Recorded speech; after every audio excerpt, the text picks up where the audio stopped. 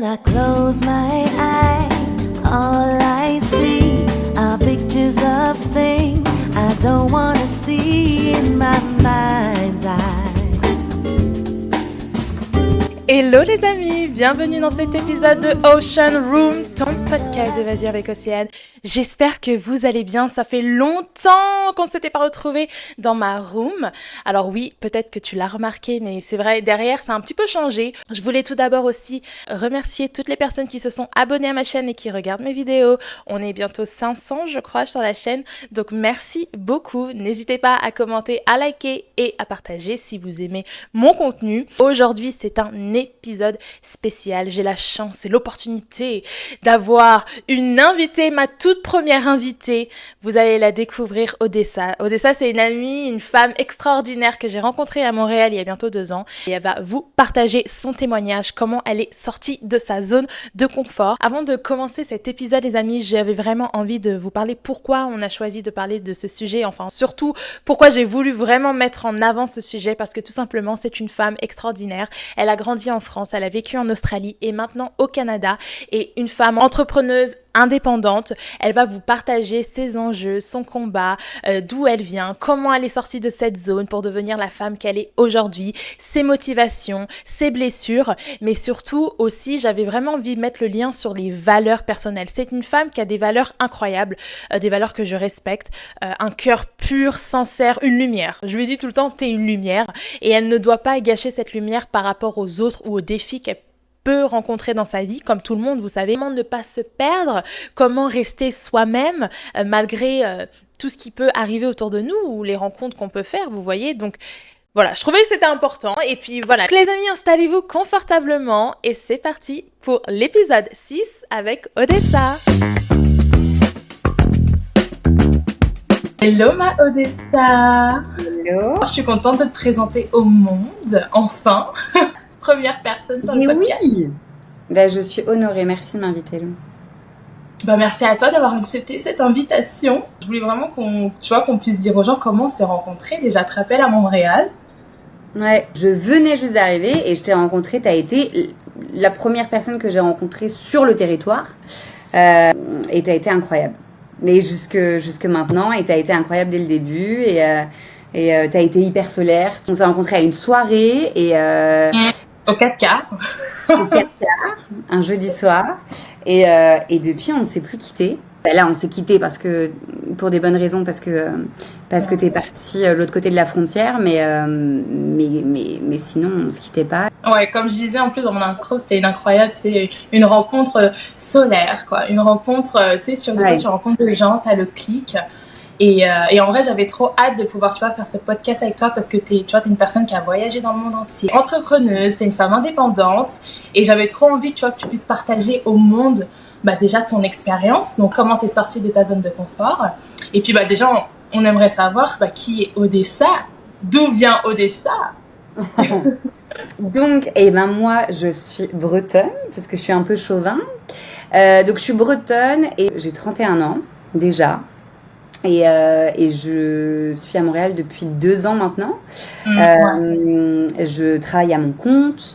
Et effectivement, comme tu le disais, j'ai pas mal voyagé. Donc, je suis contente de pouvoir être ici aujourd'hui pour parler avec toi d'un sujet qui me tient particulièrement à cœur. Mais le fait de pouvoir oser prendre des risques et oser sortir de sa zone de confort. Donc voilà. Et comment ça a commencé, tu vois, ce côté-là où tu as voulu sortir de ta zone de confort? Parce qu'avant, tu étais en France, tu étais où, à Nantes, non?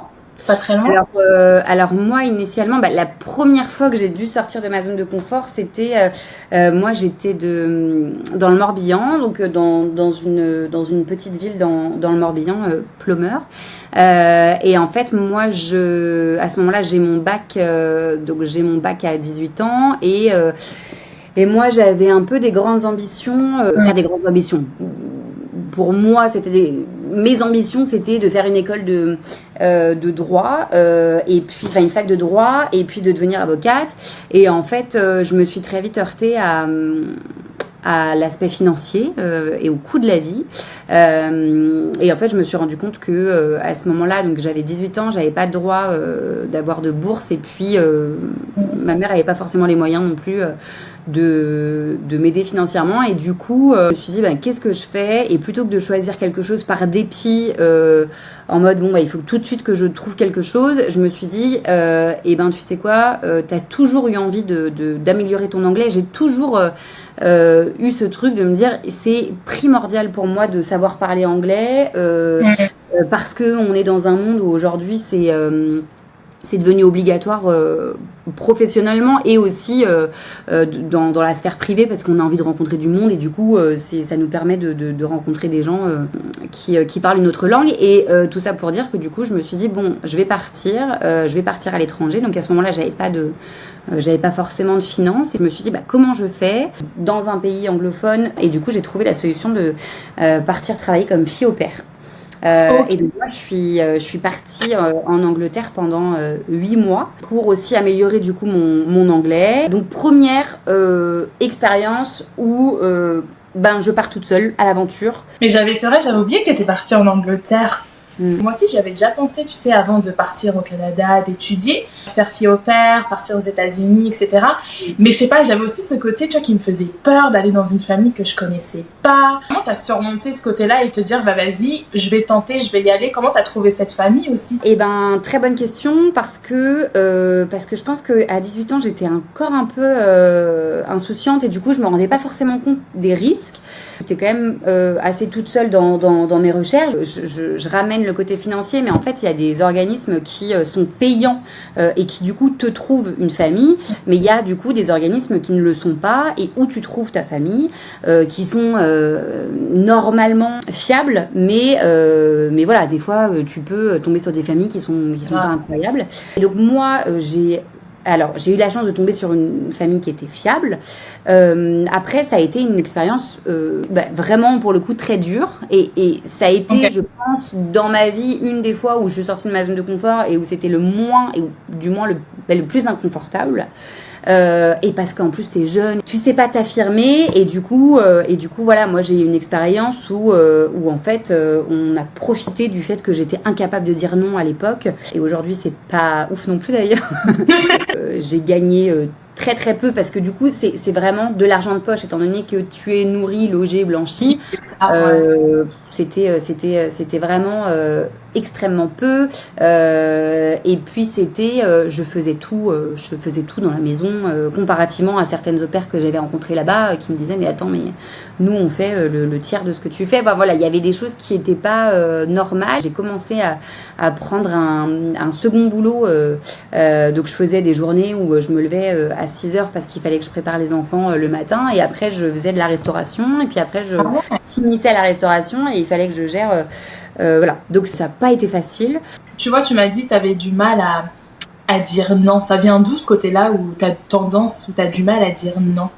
C'est à 31 ans que je suis en train de me poser la question et que je suis en train de travail sur lequel il faut que je bosse en fait pour comprendre. Et je pense que j'ai toujours un peu été une people pleasant dans le sens où j'ai toujours eu l'impression que ce qui faisait que les gens allaient m'aimer ou m'apprécier, c'était de faire des choses pour eux, c'était de me plier en quatre et de ne pas dire non, parce que si je disais non, on allait moins m'aimer. Enfin, je pense que j'ai vraiment et ce qui est pas sain forcément, mais du coup j'ai vraiment ça. Et dans mes expériences professionnelles, ça a été souvent ça je n'arrive pas à dire non parce que si je dis non, attends, on va moins m'aimer en fait. Et donc, tu n'écoutes même pas ta limite où tu es en mode non, mais là, je ne peux plus, il faudrait que je dise non. C'est même plus productif, en fait, de continuer. Non, on va moins m'aimer, on va trouver que je suis moins bien. Donc voilà, je pense que c'est le côté confiance en moi que j'avais pas et sur lequel je travaille encore aujourd'hui. Et ce côté un peu people pleasant de... il faut que je veux rendre les gens contents et voilà. Ouais, t'aimes pas. Oui, c'est vrai. En plus, je te connais, tu vois, c'est vrai. T'es une personne, t'as vraiment envie que tout le monde soit bien, que tout le monde soit ensemble, que tout le monde soit content. T'as envie de faire plaisir au monde. T'aimes pas les conflits, t'aimes pas la frustration. Donc c'est vrai que ce côté-là, quand t'as du mal à dire non, et surtout quand tu vas sortir de ta zone de confort, tu vas rencontrer des gens que tu ne connais pas, tu vas être dans un pays aussi que tu ne connais pas. Et c'est vrai qu'il faut faire attention comme je le dis même à ma petite cousine, si un jour elle va partir vivre à l'étranger ou étudier quelque part, ne sois pas trop naïf parce que tu vas rencontrer des gens et le problème c'est que comme tu vas à l'étranger, tu vas faire confiance à certaines personnes, mais ces personnes elles vont abuser de ta gentillesse. Mais complètement. Et c'est là où des fois tu te retrouves dans des situations genre catastrophiques. Mais complètement. Et c'est justement le risque de tomber. Et c'est pour ça que moi, quand je t'ai rencontré, j'ai senti de suite. En fait, t'as des gens où tu sens de suite que c'est des gens qui sont foncièrement gentils et qui vont pas prendre avantage de la situation, de ta gentillesse. Et t'as d'autres, moi je l'ai vécu professionnellement beaucoup et qui vont justement prendre avantage de ça. Et voilà, elle est trop gentille, elle va pas réussir à dire non. Et ben écoute, on va continuer à demander. Et puis voilà, même si on voit que elle est pas forcément bien, ou du moins le non le oui est quand même hésitant, on va continuer. Donc c'est des fois, il faut faire attention parce qu'il y a des gens qui prendront toujours l'avantage sur ça. Et effectivement, comme tu le disais, genre ne pas trop être naïf, quoi. Ouais, c'est vrai. Des fois, après, c'est un défaut un peu. Je trouve que des fois, on est trop. Quand t'es trop gentil ou quand t'es vraiment quelqu'un, on va dire, de pur, t'as tendance à être vraiment naïf. Mais c'est ça, mais après, ton déclic, donc ça fait que t'es partie à Londres. T'es restée quoi, 1 an? Ouais, je suis restée 8 mois. 8 mois. Je suis restée 8 mois. Et après, tu t'es dit. Et après, je me suis dit, écoute, il faut que je continue mes études. Quel est le moyen, encore une fois, de continuer avec ce que j'ai. Et en fait, ce qui est génial, c'est que je trouve que la vie est bien faite parce que tout ce que j'ai fait comme expérience, ça n'a pas été... Là, en l'occurrence, c'était pas une année sabbatique, juste je fais rien, puisqu'en fait, elle m'a permis après de trouver... une alternance et donc de continuer mes études en post-bac parce que clairement lors de mon entretien on m'a dit c'est parce que t'es partie en Angleterre et que nous on a besoin que tu saches parler un petit peu anglais, donc voilà, donc ça m'a permis de faire ça. Donc j'ai fait 3 ans d'études post-bac et au bout du bac plus 3 j'ai décidé de partir toute seule en Australie. Donc toute seule. J'adore, rebelote. Voilà, on m'a proposé à l'époque un CDI, un salaire qui était un bon salaire. J'avais 23 ans. Je pense que ma mère, elle a dû se dire mais qu'est-ce qu'elle fait, accepte le salaire, accepte le CDI et puis voilà. Je dis ça, mais je sais que maintenant elle est très fière et voilà, elle est contente que je l'ai fait. Mais la génération d'avant, c'était une fin en soi d'avoir justement un CDI et d'avoir un bon salaire. Donc ça, je l'entends. Et puis c'est parce que c'est la sécurité. Et moi, je sais que ça a été encore un truc de non, c'était pas du tout sécuritaire ce que je faisais. J'étais en train de dire non à un CDI et je me suis dit non, là, j'ai pas envie de me complaire dans cette vie j'avais l'impression déjà que c'était très routinier. Il y avait un déclic, je pense, parce qu'on a à peu près le même âge. Toi, t'as 31, moi je vais sur mes 30 ans. Mais je pense qu'il y a une partie des 95, des 96, 94, 97 où il y a un truc, c'est comme si, je sais pas, tout l'univers, il nous a dit non, vous allez faire différemment des autres. Nous, on est vraiment la génération où on a voulu partir à l'étranger. Même moi, après le bac, j'ai dit mais moi je veux pas faire mes études en France, je veux partir à l'étranger, j'ai besoin de voyager, j'ai besoin de voir du monde, j'ai besoin de, tu vois, apprendre, perfectionner mon anglais. Et je pense que quand t'as la petite goutte, tu vois, t'as ce petit goût, déjà tu fais un premier voyage, après c'est fini. Après t'arrives plus à t'installer, tu poses plus.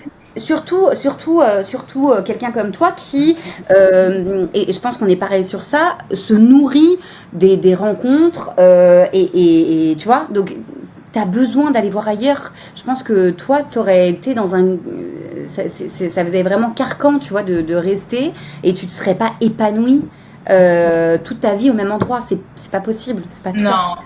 Non, même en plus, tu sais, moi, je suis comme toi un peu, mais j'ai grandi vraiment grandi. Mes parents, ils ont acheté une maison après, quand j'avais peut-être 10 ans à la campagne. Mais il n'y avait rien. Là, aujourd'hui, c'est un petit peu plus développé, mais à l'époque, il n'y avait rien. Et je me suis dit, mais il y a des gens, ils sont restés toute leur vie au même endroit. Et puis moi, tu sais, je suis comme toi. Je rêvais tu vois, de l'Amérique, du voyage. En fait, je pense que oui, on a le même parcours et c'est pour ça je trouve c'est intéressant que tu puisses parler vraiment de ton parcours, comment tu as vécu en fait cette expérience. Et donc après c'est ça, donc l'Australie toute seule, raconte-moi. Incroyable. Et je fais juste une parenthèse en disant qu'effectivement, et moi j'ai eu et j'ai des amis qui vont rester dans la même ville, etc. Et vraiment, jamais, enfin, c'est pas du tout un jugement que je porte sur les gens qui veulent faire ça. Au contraire, parce que j'ai l'impression que des fois, c'est toujours un dilemme dans ma tête, parce que des fois, je me dis, mais oh là là, eux, à côté de ça, ils ont créé des choses. Et j'ai l'impression que le paradoxe dans des gens comme nous qui, voyageons et tous les ans, j'ai l'impression que je reset et je repars à zéro, et ben ça peut être des fois de se dire, mais attends, mais moi, qu'est-ce que je construis, qu'est-ce que j'ai fait, voilà. Et donc, j'ai l'impression que dans tous les cas, que ce soit des gens qui se retrouvent dans le fait de rester dans la même ville, etc. Et nous, et ben, on sera toujours un peu à se demander si le voisin a pas raison, quoi.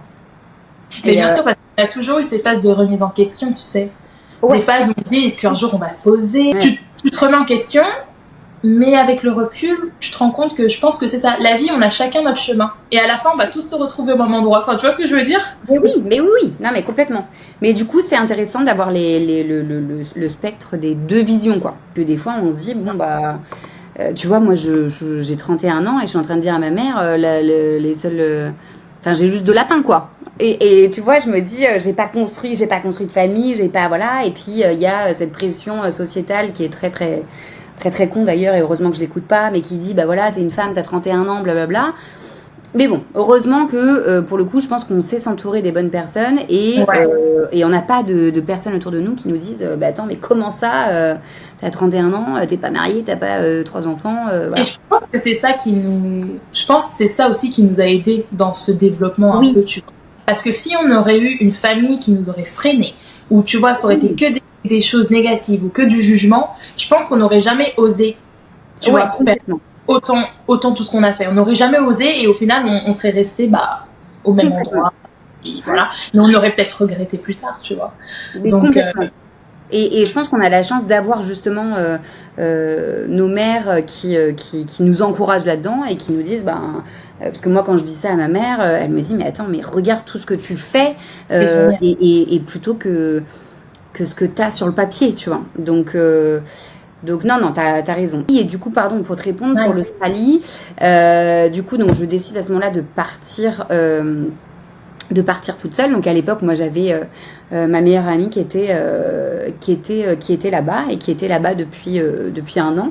Et c'est bête, mais pour parler aux gens qui souvent ont peur, parce que moi, avant de partir, vraiment, j'avais l'impression que c'était mon entourage qui avait davantage peur de cette expérience que moi, parce qu'ils étaient mais attends, mais t'as pas peur de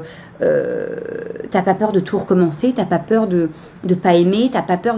Et en fait, c'est con, mais moi je me suis toujours dit, je fais étape par étape, c'est-à-dire que je suis pas partie en me disant, je vais partir toute seule en Australie pendant 2 ans. Je suis partie en me disant, et je le fais pour tout dans ma vie. Je suis partie en me disant, écoute, là j'ai envie de partir. Si ça se passe pas bien, c'est pas grave, je reviens. Il y a rien qui est irréversible. Et donc du coup, j'avais pas du tout cette pression en me disant, mais attends, mais là tu pars pour non. Donc c'est comme par exemple, en ce moment je me mets à courir.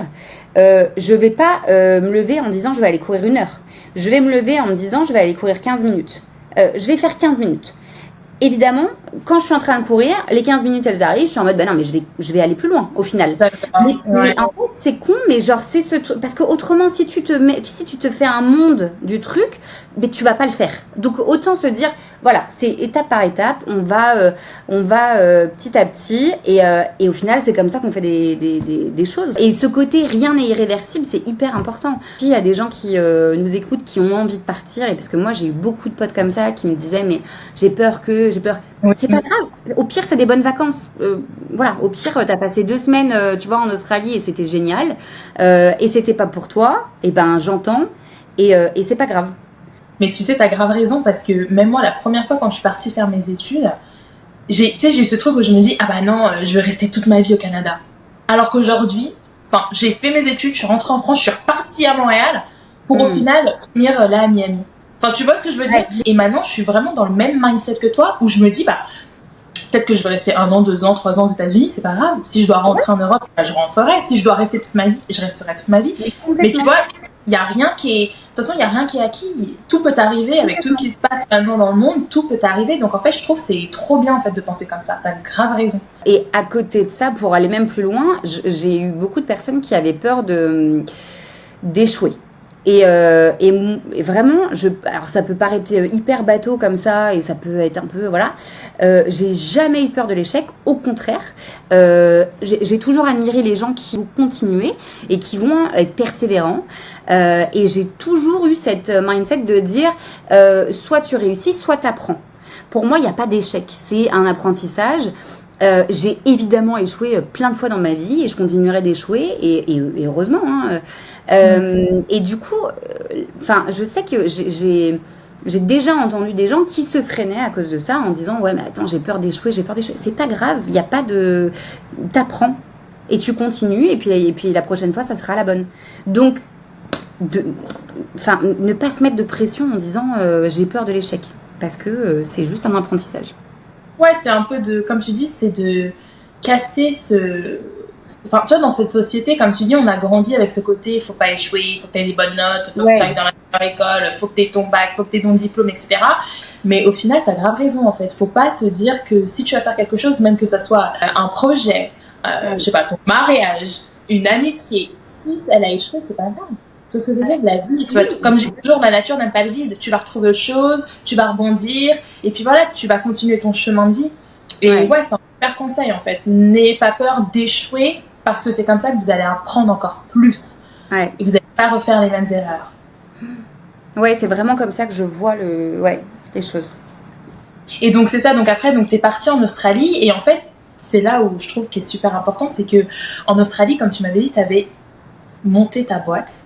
Ta première entreprise, comment ça s'est passé? Pourquoi en Australie? Comment tu as eu ce déclic à l'autre bout du monde?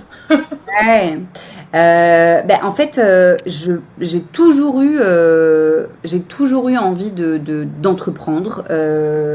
J'ai toujours essayé de me dire qu'est-ce que je peux apporter comme solution à un problème existant et entreprendre de façon responsable, c'est-à-dire que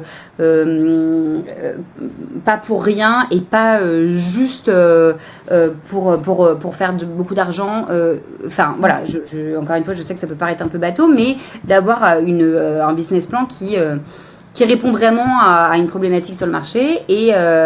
Et donc là, en l'occurrence, j'avais commencé quand je suis... alors ça, pareil, c'est con, mais je passe d'un bac plus 3 à, du coup, donc j'étais en alternance, etc., à quand j'arrive en Australie, j'ai pas de sous en poche, clairement. Donc, mais pour moi, je me disais, comment ça, je vais pas aller en Australie parce que j'ai pas de sous? Non. Je vais préparer mes CV et puis la première semaine, je trouve un boulot. Et au bout de 3 jours, j'ai trouvé un boulot parce que j'avais pas le choix et parce que tu vas aller en Australie, mais par contre, il va falloir que tu aies des sous, donc tu te débrouilles et puis voilà. Sachant quand tu disais tu as fait un bac plus 3, est-ce que ton diplôme il t'a aidé à trouver, enfin c'est grâce au diplôme que tu as eu ce travail ou c'était un truc qui avait rien à voir dans ce que tu as fait? Eh ben non, justement, et c'est pour ça qu'en fait, ça m'est arrivé souvent, et justement, j'ai vraiment pas peur de ça, c'est de repartir à zéro. C'est-à-dire que quand je suis arrivée en Australie, je savais pas, et je l'ai fait, je pourrais en parler après au Canada, pareil, je savais pas combien de temps j'allais rester, je savais pas, voilà, et puis il me fallait un boulot très rapidement. Donc en fait, j'ai repris à travailler en tant que nanny live-out, en tant que nounou, en fait, voilà, donc fille au père, mais je vivais pas avec la famille, donc voilà.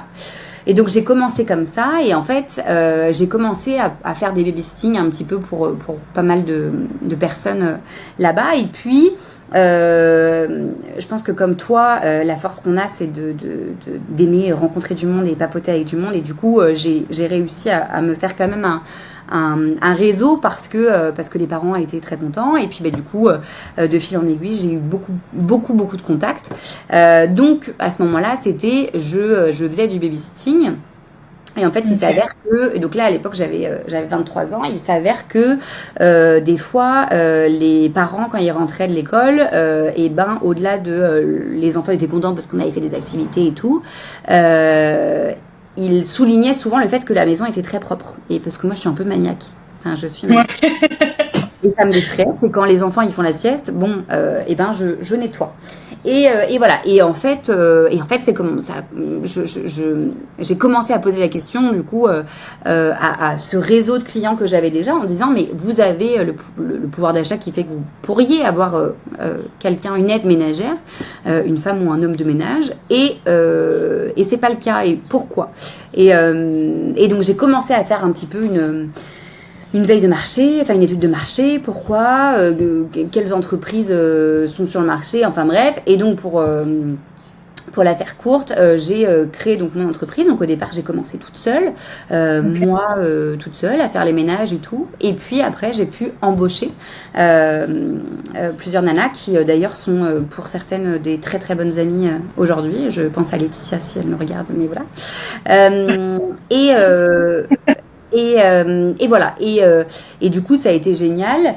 Et ça a été du coup ma première expérience en tant que voilà, créer une entreprise. Donc ça a duré comme ça, et ça a très bien fonctionné. Donc j'étais contente. 2 ans après, il a fallu que je rentre parce que pour rester en Australie, c'est compliqué de rester, voilà, c'est comme au Canada. Et puis j'étais à 24 heures d'avion de ma famille, donc il y a un moment donné où il fallait que je rentre.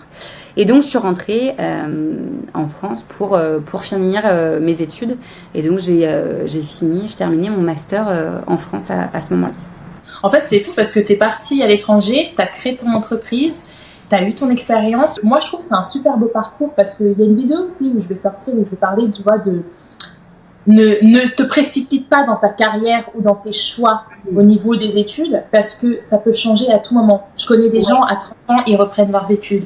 À 40 ans, ils changent complètement de voie. Nous, à 30 ans aujourd'hui, c'est ça. Moi, je suis plus dans le côté marketing, communication, mais qui dit que dans 5 ans, je sais pas, je vais kiffer, j'ai pas le droit ou je ne sais quoi. En fait, tout avance en fonction de ton expérience de vie. Et c'est pour ça que c'est important, je trouve, ce que tu as fait, c'est que tu t'es dit, ok, je stoppe là mon bac+3, je vais à l'étranger, je reviens, je continue mon master. Et là, c'est là où tu as continué ton master. Tu as fait dans quoi? Dans le commerce? Ouais, dans le commerce international. Et puis, du coup, option entrepreneuriat pour le master. Ce que je reproche un petit peu à l'éducation, au système français, c'est que j'ai l'impression qu'en France, on est beaucoup axé sur les diplômes, et il faut des diplômes, et puis allez, plus t'as de diplômes, mieux c'est, etc. Là où, en Australie, c'est vraiment l'expérience et la motivation qui prime. C'est aussi pour ça que j'ai voulu partir, parce que les opportunités professionnelles en France, il y a un moment donné où elles me correspondaient plus, et je me rends compte qu'on est beaucoup, tu vois, toi la première, et puis les gens qu'on a rencontrés ici, à partir pour des opportunités professionnelles qui peuvent être mieux ou du moins plus accessibles, où l'évolution elle peut être plus rapide. Je trouve, ça reste que mon point de vue, mais voilà, et où la motivation va davantage primer que les diplômes. C'est ça. En fait, moi, ça a été pareil quand je suis retournée au Canada parce que j'avais commencé un bac+3 en journalisme. Et franchement, j'ai adoré. C'est pour ça, d'où la création de mon podcast. J'avais appris à faire tellement de choses. Et dis-toi, pour pouvoir valider ce diplôme, il fallait que je trouve une alternance. Je n'ai jamais trouvé une alternance. C'est-à-dire que c'était bouché. Et il y avait beaucoup de personnes dans ma classe aussi qui n'avaient pas trouvé d'alternance. Ou sinon, elles ont dû partir pour faire des choses qui n'avaient rien à voir avec le journalisme. Et moi, ça m'avait tellement démotivée. Et c'est là où j'ai appliqué pour avoir un permis de travail. Au bout d'une semaine, j'ai eu mon permis de travail pour retourner au Canada. Je me suis dit, c'est le destin, il faut que je reparte au Canada. Et quand je suis repartie au Canada, j'allais travailler après dans le marketing, tu vois. Mais au final, en 3 semaines, j'ai trouvé un bon poste dans le marketing. Je suis restée 2 ans, tu vois, dans la même entreprise. Donc, je trouve que en France, malheureusement, et moi, c'est ça qui me freine et c'est ça qui me fait peur, c'est que même si demain, je retourne en France, pourquoi faire? Je trouve qu'on a plus d'opportunités, plus de choix, et les gens ici, c'est tellement des des dreamers, tu vois, c'est des gens qui ont des rêves, c'est des personnes qui ont peut-être 3-4 métiers en même temps, c'est des personnes qui font des choses, qui créent. Et moi, c'est ça qui me booste en fait. Pourquoi j'aime l'Amérique du Nord, c'est parce que demain, je peux devenir n'importe qui. Demain, avec du travail, demain, avec la bonne opportunité, demain, si tu es déterminé, ici, aux États-Unis, même au Canada, tu peux essayer et devenir qui tu veux être. Ouais, ouais. Ouais, non, mais je suis d'accord. Il y a vraiment cette mentalité-là, et il n'y a pas cette mentalité de ah bah merde, lui, il va gagner plus que moi, ça me fait chier. Non, au contraire, lui, il gagne mieux que toi, et ben écoute, trop bien, et pourquoi, et voilà. C'est vrai qu'il y a des choses qui sont à revoir, mais en tout cas, je pense que ça sera un autre sujet, on pourra en parler dans un prochain, tu sais, dans une prochaine interview, why not?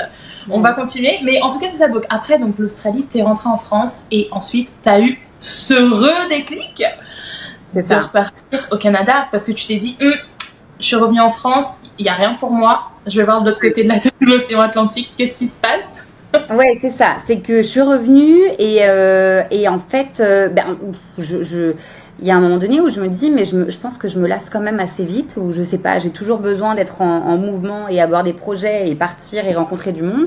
Et puis, moi, ce qui m'avait vachement plu en Australie, c'était ce côté beaucoup plus, enfin, je sais pas, je trouve que les chaleureux ou et en même temps c'est paradoxal ce que je dis parce que quand vous allez en Australie vous allez voir que les gens sont beaucoup plus avenants, ils vont être beaucoup plus avenants, c'est un peu déconcertant au départ, voilà, c'est très avenant, mais paradoxalement pour construire des liens profonds et sur la durée c'est compliqué.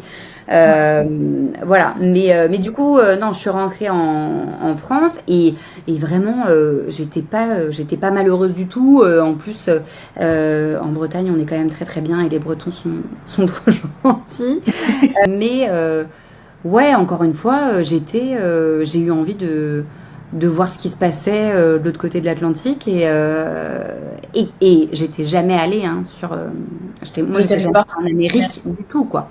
Sur le continent américain, jamais fait. J'avais l'impression encore de me dire bon bah tu vas te prouver à nouveau à toi-même que tu peux sortir de ta zone de confort et que ça va aller. Et j'ai vraiment l'impression que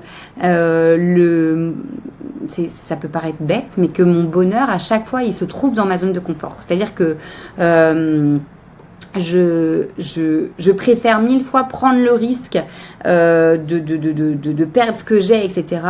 Je trouve que c'est moins douloureux plutôt que de rester dans une routine dans laquelle je me complais, qui est pas ouf, mais voilà.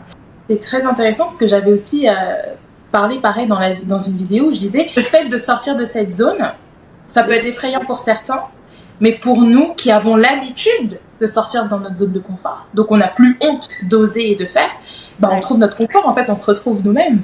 Ouais, non, mais complètement. Mais par contre, je sais à quel point ça peut être difficile. Et la preuve, et c'est rigolo parce que ce matin, je suis allée voir une amie et une nana qui est venue nous voir. Et puis en fait, elle nous explique qu'elle est arrivée il y a 2 semaines à Montréal et que elle est en train d'essayer de trouver un boulot et qu'elle est toute seule et que c'est pas facile. Et je lui ai dit, tu vas voir ici. Et j'ai toujours eu l'impression, mais quand j'ai voyagé toute seule, j'ai jamais été seule. C'est-à-dire que moi, pour venir au Canada, j'ai eu la chance de... c'est pas compliqué. Et je suis même pas arrivée sur le territoire. Je prends l'avion, je m'assois à côté de 2 personnes. On était tous les 3 à partir tout seuls pour un PVT à l'époque, voilà.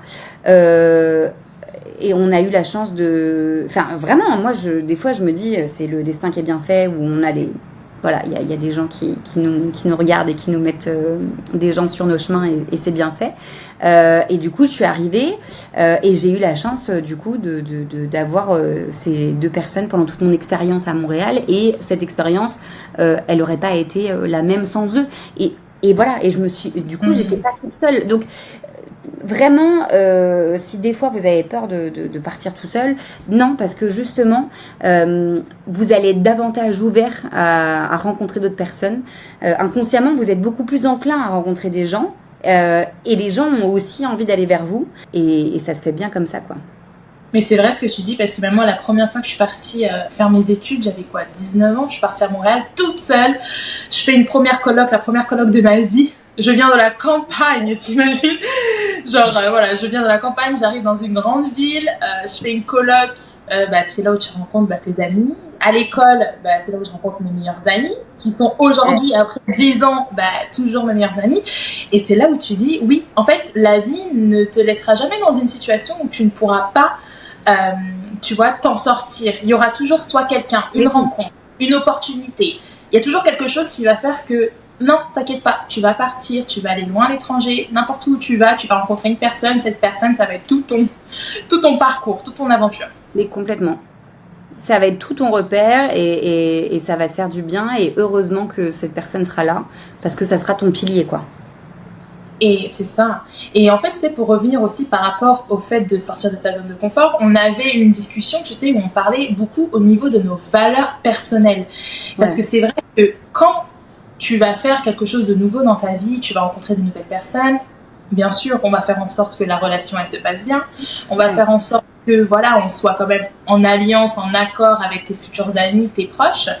Mais c'est vrai qu'on avait eu ce truc où on se disait, c'est vrai que des fois, on avait un peu oublié nos valeurs parce qu'on voulait plaire aux autres, que ça soit professionnellement parlant ou personnellement, tu vois, pour pas déranger. Pour pas, tu vois, passer pour la fille un peu, oh là là, mais elle est relou, pourquoi? Tu vois ce que je veux dire? Comment aujourd'hui t'arrives à garder tes valeurs personnelles et comment ça se passe, on va dire, tes relations, que ce soit professionnellement ou personnellement? Est-ce qu'il y a des choses que tu accepterais plus? Ou est-ce qu'il y a des choses, bien sûr, s'il faut laisser partir, tu laisses partir, tu vois? Je pense que plus je vieillis, mieux j'arrive à comprendre comment je fonctionne et mieux j'arrive à mettre des limites aux relations que j'ai, qu'elles soient amoureuses ou amicales ou familiales. Et plus j'arrive, tu vois, je rebondis sur à 18 ans, j'arrivais pas à dire non. Plus aujourd'hui, j'arrive à dire non. Plus on parlait de confiance en soi. Aujourd'hui, j'ai compris que moi, ma confiance en moi, elle passe par mes valeurs. C'est-à-dire que je vais avoir confiance en moi, pas parce que physiquement, voilà, pas parce que non, parce que mes valeurs, je les trouve belles et je les respecte et j'ai envie d'être quelqu'un de bien et du coup je vais vraiment essayer de me tenir à un comportement de vie qui fait que je suis droit dans mes baskets en fait et je me dis ok je suis par exemple loyale, une bonne amie, etc. Et du coup, de plus en plus, je ne vais plus accepter des comportements qui sont pas les miens. C'est-à-dire que si moi je donne tout dans une relation et qu'en face j'ai rien ou qu'en face j'ai des choses irrespectueuses, etc. Je vais arrêter. Et je pense que de plus en plus je suis capable de dire bon stop. Je suis extrêmement perméable aux gens qui m'entourent et du coup j'ai laissé partir, mais vraiment, hein, je pense dans les dernières années beaucoup de monde qui était très négatif. Okay. Je laisse partir. C'est-à-dire que les gens qui vont tout le temps voir le verre à moitié vide, je vais laisser partir parce que moi ça va m'impacter et tous les jours on va nous aussi voir le verre à moitié vide et en fait on va se dire alors que t'es entouré des gens comme toi et vraiment enfin je veux dire toi t'es un soleil ça fait un bien fou d'avoir des gens qui sont autour de toi et qui ont les mêmes valeurs et qui on va penser positif, on va penser à être là pour les autres, on s'entraide, on est dans une période actuelle où il y a il y a des trucs qui se passent et voilà et du coup j'ai besoin que l'environnement avec lequel je suis soit quand même un minimum en accord avec ce que moi je défends aujourd'hui et parce que sinon c'est un trop gros gap, c'est-à-dire qu'évidemment les gens n'ont pas à penser exactement ce que je pense, je suis pas en train de demander ça, mais sur des choses basiques de se battre pour des choses, se battre pour les autres, etc. Je trouve ça un peu normal, quoi. Oui, et puis surtout, moi, ce que je me rends compte, c'est que plus tu vas avoir confiance en toi, et j'ai bien envie de clarifier cette chose, c'est pas parce que vous voyez une femme qui a confiance en elle, une femme qui, voilà, elle est lumineuse, elle est rayonnante, il faut, au contraire, enfin, moi, pour moi, tu vois, des fois, je me dis, plus tu vas être lumineuse, plus tu vas être rayonnante, plus tu vas être positive, optimiste, ça va déranger des gens, alors que pourtant, c'est que des choses positives, tu vois. Alors, il faut pas, c'est ça qu'on prenne personnellement, on va dire, une personne qui va te juger et qui ne te connaît des fois même pas. Elle va juste te juger par ton apparence parce qu'elle va te voir, elle va dire, ah bah, regarde comment elle est comme si. Mais tu ne connais pas la personne, tu vois.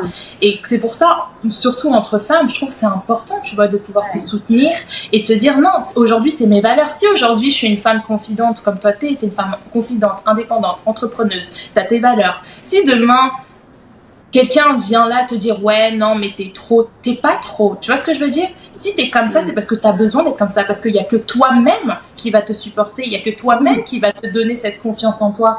Donc, c'est sûr que c'est important de garder tes valeurs et garde tes valeurs. Et les gens qui sont autour de toi, comme je dis toujours, les gens qui te connaissent vraiment, ils n'auront pas besoin de te juger, ils n'auront pas besoin de te critiquer parce qu'ils te connaissent. Mais ceux qui te connaissent pas et ceux qui te rejettent, entre guillemets, bah, c'est dommage pour eux parce que toi, tu as toujours voulu faire du bien, tu as toujours eu un cœur bon pour la personne. Maintenant, si tu vois ce que je veux dire. Donc, je pense que tu as raison au niveau de nos valeurs et moi, je suis comme toi, plus je vieillis, plus je me dis, franchement, je préfère avoir 5 amis, allez, 10. Et si le reste, je leur plais pas, bah, c'est pas grave. Qu'est-ce que je peux faire? Évidemment, bah oui. Tu vois? Donc, au final, je trouve que tu as raison. Garder ses valeurs et apprendre surtout, comme tu dis, tous les jours, tu continues de t'écouter. Et c'est vrai que c'est intéressant ce que tu dis parce que moi, il y a eu un moment donné où j'ai eu l'impression, on en avait parlé un petit peu toutes les deux, de me perdre complètement parce que, pour les gens, j'étais trop maniérée, j'étais trop ci, j'étais trop ça, et elle parle trop, et elle est trop à l'aise, et machin. Et en plus, paradoxalement, c'est ça, voilà, pour ma part, ça a toujours été une carapace. Parce que c'est très facile pour les gens de se dire en fait elle a une confiance en elle incroyable, bla. Non, pas du tout. J'ai eu beaucoup ça et beaucoup de critiques et il y a eu un moment où j'étais mais qu'est-ce que je fais, genre comment je sais plus comment me comporter parce qu'en fait là je suis trop maniérée. Et ben non, tu ranges et puis t'arrêtes de parler parce que tu parles trop fort et tu fais peu ça et voilà, et il y a eu un moment donné où je me dis mais attends, mais là je suis en train de me perdre, je suis en train d'effacer en fait un petit peu ma personnalité et exactement comme toi tu disais, je me suis rendu compte que écoute, je préfère plaire à 2 personnes mais que je leur plais pour ce que je suis vraiment et parce que j'ai pas essayé de me travestir plutôt que à 50 personnes alors que j'ai lissé complètement mon personnage et que je suis pas moi du tout. Et puis je trouve que à Montréal j'ai vraiment la chance de je retrouve, parce que tu parlais des relations entre les femmes, je retrouve davantage une sororité féminine, une bienveillance. Moi j'ai la chance d'avoir des copines aujourd'hui sur Montréal qui sont incroyables et qui sont ultra bienveillantes. C'est des choses que j'ai pas j'ai connu, mais par exemple, c'est con, mais quand j'étais ado, etc., tu rentrais dans des soirées, tu te faisais regarder super mal par les nanas, tu comprenais pas pourquoi, tu étais en mode, attends, je vais aller lui parler, et genre, non, elle veut pas te parler, on sait pas pourquoi. Parce que ton visage, ça me revient pas. Et t'es en mode, waouh. Et ça fait vraiment hyper mal, quoi. Et du coup, je pense que là, ça me fait du bien d'être justement, que ce soit avec toi, que ce soit avec les filles avec qui je suis aujourd'hui, dans juste que de la bienveillance, où ça va tout le temps être mais toi, mais t'as 1000 qualités, mais t'es ci, t'es ça. Mais mon Dieu, en fait, j'ai l'impression qu'on se guérit. C'est bête, hein, mais j'ai l'impression qu'entre nous, on se guérit. Et à Montréal, j'ai pris le pli maintenant, parce que quand je suis arrivée, je l'ai vécu et j'ai été waouh d'avoir. Et et quand j'étais avec toi, tu l'as eu 1000 fois, d'avoir des filles qui te complimentent, random dans la rue comme ça. Ça fait du bien, c'est con. Et moi qui ne le faisais pas en France, maintenant, je le dis, mais je pense que vraiment, il n'y a pas un jour où je ne fais pas un compliment à quelqu'un dans la rue. Et c'est génial. Et je suis trop contente parce que la personne, et c'est sincère. Et voilà, mais juste, venez, on essaye d'avoir un peu plus de cohésion et de s'élever, en fait, plutôt que d'essayer de voir ce qui va pas ou de ce qui... chez les gens, quoi. Bah, t'as tout compris, c'est ça. Et je trouve que c'est vraiment une culture américaine de beaucoup complimenter. Ici, même dans la rue, j'adore tes cheveux, j'adore tes chaussures, j'aime trop ton style, j'adore votre sourire, t'es genre en mode, bah merci. Donc ça fait que toi aussi, t'as envie de complimenter les gens, t'as envie de leur donner un sourire, tu vois. Franchement, je suis trop heureuse, tu vois, que t'aies des gens, en tout cas des filles qui t'entourent et tu vois, qui t'aiment pour qui tu es. Et ça me fait plaisir, parce que je trouve que quand t'es à l'étranger, tu vois, c'est important de trouver ces femmes qui puissent t'élever, te comprendre, pas te juger. Donc, ouais. Mais toi, tu as été vraiment, enfin, ça va être la petite déclat du jour, mais voilà, tu as ce pouvoir je trouve que tu as un aura qui est incroyable, et voilà, et moi, à chaque fois que je parle de toi, j'ai des petites étoiles dans les yeux parce que tu es incroyable. Et tu as toujours su voir les qualités en chacun et le bon en chacun. Tu es quelqu'un qui va justement voir le bon plutôt que le mauvais, et qui va s'arrêter sur ce qui est beau, sur la beauté plutôt que, tu vois. Et c'est hyper agréable d'avoir des gens comme toi justement dans sa vie, parce que tout est beaucoup plus beau et tout est plus joli, et tu t'arrêtes justement sur la beauté du monde plutôt que sur ce qui va pas. Je trouve. Oui, bah c'est trop mignon, on va dire ça, franchement. Ben en fait, merci, ça me touche. Mais moi, je pense que le fait d'être comme ça dans ma vie, ça m'évite en fait, tu vois, de m'attarder sur les mauvaises choses, on va dire, tu vois, et de tout de suite de me dire, si sur cette personne, je peux voir le bon, mais elle ne m'accepte pas ou elle me rejette, c'est pas grave, je la laisse partir et moi, je continue ma vie. C'est ça, mais ouais. Et c'est comme ça que bah, tu vois, que j'ai mes amis depuis ma meilleure amie, ça va faire presque 18 ans qu'on se connaît, mon autre amie Camille, ça va faire 10 ans. Enfin, tu vois, j'ai mes amis et les gens qui m'aiment vraiment et que j'aime, ils restent dans ma vie pour toute ma vie, tu vois. Ils restent. Les gens, malheureusement, qu'ils ne me connaissent pas, ou des fois, bah voilà, ça fonctionne pas, entre guillemets. Moi, j'ai jamais eu de conflit vraiment avec des personnes, tu vois, je trouve, j'aime pas trop les conflits. Si ça passe, tant mieux. Si ça casse, comme je dis, tant pis. Oui, c'est ça. Il y a des relations qui vont être éphémères et c'est ok. Et t'en gardes juste les bons souvenirs et voilà. Moi, je sais que j'essaye de garder justement le bon souvenir des relations que j'ai et je leur souhaite le meilleur et voilà. Et je pense que du coup, même pour toi, tu restes pas avec de la rancune, tu restes pas avec de la haine, parce que ça te consume et c'est le pire du pire. Donc voilà, on reste sur le positif. Parce que ça a été incroyable, c'est éphémère, c'est aussi la beauté de la vie, c'est éphémère, et les relations le sont aussi, et c'est ok, quoi.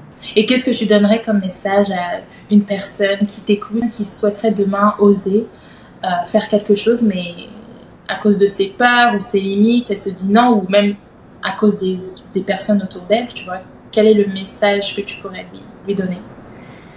Mais j'ai toujours l'impression que ça fait un peu bateau quand je parle de ça, mais c'est enfin vraiment que ce soit n'importe quel projet. Par exemple, sortir de sa zone de confort, c'est aussi me dire ça fait 4 ans que j'ai envie de faire du ping-pong, et ben je vais m'inscrire. Enfin, voilà. Et donc je pense que souvent les principales peurs qui reviennent, par exemple sur une nouvelle activité, ça peut être la peur du jugement des autres. Ça, tu vois, on en parlait, mais de réussir à se défaire de ça. Et moi, c'est un livre qui m'a beaucoup aidé. C'est les 4 accords Toltec. Je sais pas si toi tu connais. Ouais, je le connais. J'ai jamais lu ce livre. Je le mettrai en... Ouais, parce que vraiment, il est facile à lire, il est très court, et pour le coup, je le relis souvent parce qu'à chaque fois, tu as une nouvelle lecture, je trouve. Et en fait, c'est du coup 4 choses que tu devrais faire pour être plus heureux et pour être apaisé et pour être un peu plus serein dans ta vie. La première, c'est que ta parole soit impeccable. Donc le fait Ok. de ne pas médire ni sur les autres, ni sur soi. Et moi, je l'ai compris sur les autres, mais je me suis rendu compte, sur les autres, tu fais que des éloges, sur toi, t'es abominable. Et voilà, et du coup je me suis dit, ah bah mince, pour les autres c'est très très bien, mais il faut aussi que tu le sois avec toi. Enfin bref. Ne jamais rien prendre de façon personnelle, et ça m'a aidé, mais voilà, moi j'ai eu l'impression d'avoir une illumination quand on me l'a dit, parce que ça c'est hyper important, c'est-à-dire que c'est pas, y a des gens qui vont avoir des réactions en face de vous par rapport à vous, etc.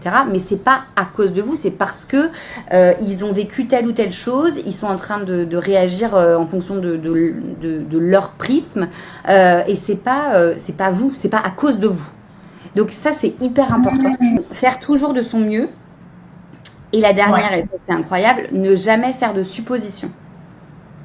On arrête de s'imaginer, voilà, de dire et si machin, et si, et de. Même si je sais que c'est compliqué, parce que moi, genre, dans mon cerveau ne fait que ça. Mais voilà, donc ça c'est un livre, Les 4 accords Toltec, que vraiment je recommande parce que ça fait beaucoup de bien. Et puis, comme je le disais tout à l'heure, on n'a pas peur de l'échec. L'échec, c'est voilà, soit on réussit, soit on apprend encore une fois. Et puis d'être soi-même. Encore une fois, c'est assez bateau, mais on est voilà, vaut mieux que vous soyez vous-même et qu'il y ait 20 personnes qui peuvent pas vous blairer, mais qu'il y en ait une qui vous aime pour ce que vous êtes et plutôt que l'inverse. Mais t'as grave raison. Et surtout aussi, je voulais rebondir sur le fait ce n'est pas grave si votre plan de base n'est pas comme, tu vois, n'est pas comme vous avez voulu, ou qu'il n'y a rien qui passe comme vous le souhaitez. C'est pas grave parce qu'il y aura toujours autre chose. Et des fois, c'est mieux. C'est mieux pour vous. Je n'ai pas quelque chose que je crevais d'avoir, enfin je crevais envie d'avoir. C'est pas grave, c'est parce qu'il y a quelque chose d'autre qui m'attend et ça va être mieux. C'est vraiment, ça a toujours été ça. C'est j'ai pas ça, mais c'est pas grave, je vais avoir mieux. Donc comme ça m'évite de me refondre, de me dire attends, mais machin, voilà.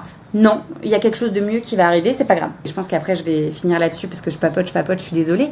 Mais c'est un podcast, on est là pour. Et pareil, ça m'a fait. Quand j'ai lu ça, j'étais en mode et ça m'a un peu changé ma perception de la vie. C'était donc dans un livre qui s'appelle Kilomètre Zéro. En gros, pour la faire courte, c'est donc une nana qui va chercher quelque chose pour une amie à elle qui a le cancer. Elle va chercher un antidote, voilà. Et donc elle va au Népal et donc elle va être accompagnée par des Sherpas pour escalader du coup l'une de ces montagnes. Donc en fait, en chemin, à un moment donné, donc elle, c'est vraiment le stéréotype de la parisienne, citadine, etc. Et donc à un moment donné, ils sont dans une voiture et ils ont déjà énormément de route. Elle est fatiguée et puis du coup le Sherpa loupe une sortie et en fait ça leur met 1h30 dans la vue de plus et du coup elle commence à pester en disant mais attends on vient de se taper 4 heures de route là ça nous rajoute 1 heure. Et puis il lui répond bonne ou mauvaise nouvelle on ne sait pas. Et elle est en mode si tu plaisantes ou quoi, genre on vient de se taper 1h30, si c'est une mauvaise nouvelle, moi ça me fait chier quoi. Et il lui raconte une histoire, un paysan qui a un cheval qui est absolument magnifique et qui a décidé de le laisser en liberté. Tous les villageois lui disent mais attends mais il va falloir que tu l'enfermes, il va falloir que tu crées un grillage parce que là il va se barrer, c'est trop con, tu pourrais faire plein de trucs avec, tu pourrais faire des sous, enfin bref.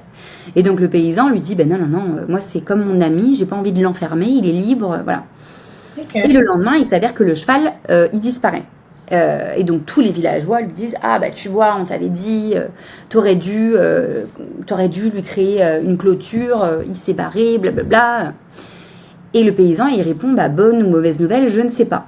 Et donc les villageois ils comprennent pas, ils sont en mode si c'est une mauvaise nouvelle quoi. En fait il s'avère qu'une semaine plus tard, le cheval revient et il s'est fait il a rencontré d'autres chevaux sauvages magnifiques et donc il y a ce cheval plus plein d'autres chevaux qui arrivent et du coup incroyable, le paysan il est hyper content, il dit mais c'est incroyable, c'est magnifique, enfin bref donc C'est con, mais c'est Bonne juste ou une histoire pour remettre en perspective que des fois, oui, il va vous arriver des trucs qui, sur le coup, vous allez vous dire c'est nul, c'est pas bien, c'est machin, mais ça peut, enfin, les conséquences derrière, elles peuvent être bonnes et au contraire, elles peuvent vous apporter beaucoup plus.